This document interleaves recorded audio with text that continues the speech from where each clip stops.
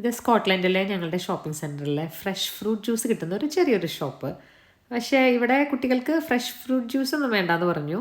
അവർക്ക് ice blast, അതൊരു unhealthy ഡ്രിങ്കാണ്. പക്ഷേ അത് കൊടുക്കാമെന്ന് വിചാരിച്ചത് വേറെ ഒന്നും കൊണ്ടല്ല. അവർ ഈ ലാസ്റ്റ് വീക്ക് ഇവിടെ സൺഡേ കാറ്റഗിസം എക്സാം ആയിരുന്നു. അവർ വളരെയധികം എഫേർട്ട് ഇട്ട് പഠിച്ചു. എത്ര മാർക്ക് കിട്ടും എന്നതിനെക്കുറിച്ച് ഞാൻ ബോധേഡല്ല. പക്ഷെ അവരിട്ടൊരു എഫേർട്ടിന് ചെറിയൊരു റിവാർഡ് കൊടുക്കാമെന്ന് വിചാരിച്ചു. അതുകൊണ്ട് തന്നെ തികച്ചും അൺഹെൽത്തി ആണെന്ന് മനസ്സിലായിട്ടും അവർക്കത് വേണമെന്ന് പറഞ്ഞപ്പോൾ അവർക്ക് ഇഷ്ടമായതുകൊണ്ട് അത് വാങ്ങിച്ചു കൊടുത്തു. ഇങ്ങനെയുള്ള സാഹചര്യങ്ങളിലൊക്കെ നമ്മളിങ്ങനെ ചെറിയൊരു ട്രീറ്റൊക്കെ കുട്ടികൾക്ക് കൊടുക്കുന്നത് നല്ലതായിരിക്കും.